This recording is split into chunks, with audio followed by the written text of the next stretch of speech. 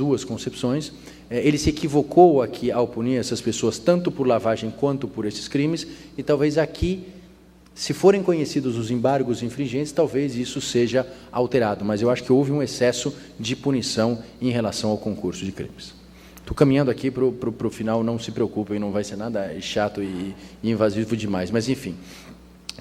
Um outro ponto é a expansão da responsabilidade penal objetiva, e esse trecho da decisão da ação penal 470 me parece talvez o mais importante de todos.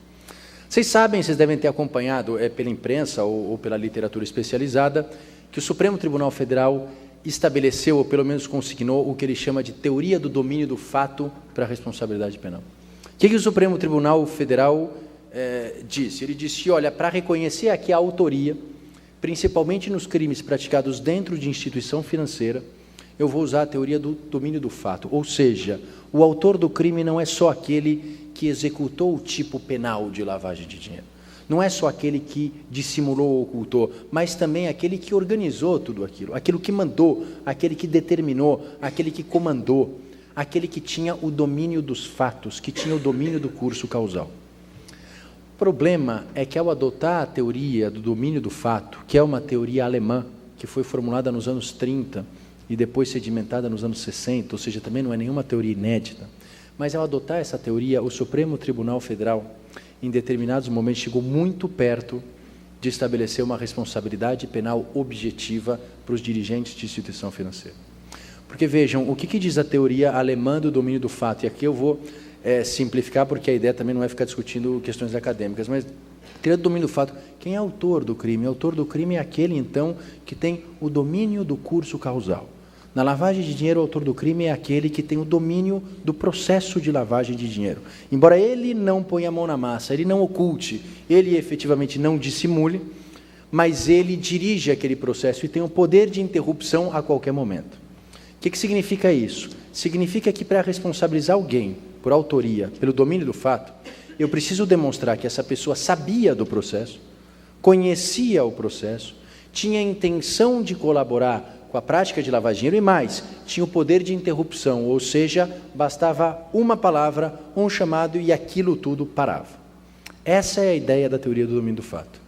Agora vejam como os ministros, ou alguns ministros, eu não vou dizer aqui qual ministro é, porque a questão aqui aqui está relator, o ministro Joaquim Barbosa, mas esse trecho do voto não é dele, então aqui eu não quero personalizar a questão, eu só quero trazer esse trecho do voto para que vocês percebam como a interpretação extensiva dessa teoria do domínio do fato pode ensejar uma situação muito problemática para o dirigente de instituição financeira. O que ele diz?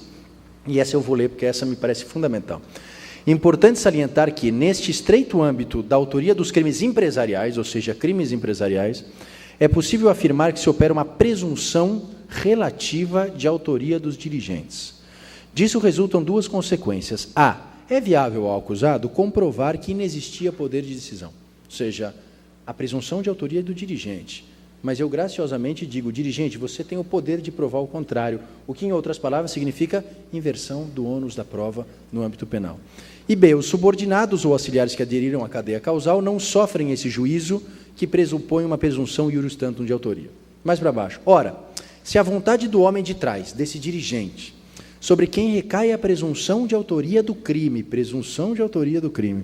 constitui a própria ação final da ação delituosa da empresa, o que se há de descrever na denúncia do Ministério Público é como a empresa ou o banco desenvolveu suas ações. Basta isso. A autoria presumida do ato é de seus dirigentes. O que eu quero demonstrar aqui é que, na verdade, a lógica disso, veja, é voto de um ministro, não necessariamente significa a manifestação de todos, porque é bem verdade, e lembremos, na ação penal 470, a gente tem uma situação, e eu aqui não quero discutir o mérito, mas, ao que consta, os dirigentes daquela instituição financeira sabiam do que estava acontecendo. Há provas disso, que eles participaram e assim por diante. O que eu quero dizer é que isso aqui, tirado de um contexto, isso aqui replicado na jurisprudência, significa dizer que todos os dirigentes de instituição financeira, principalmente os diretores de compliance ou de prevenção de lavagem de dinheiro, têm uma autoria presumida por toda a lavagem de dinheiro que acontece naquele órgão. E eu autorizo que eles provem o contrário. Mas a autoria aqui é iuris tantum, ou seja, ela é presumida. Você que tem o ônus de provar o contrário. Percebam como isso inverte a lógica de um processo penal. Percebe como isso é adotar a lógica e a sistemática do direito do consumidor, do direito trabalhista, para o direito penal. Mas no direito consumidor, no direito trabalhista, faz sentido essa lógica. Ou seja, o mais forte tem o ônus de provar.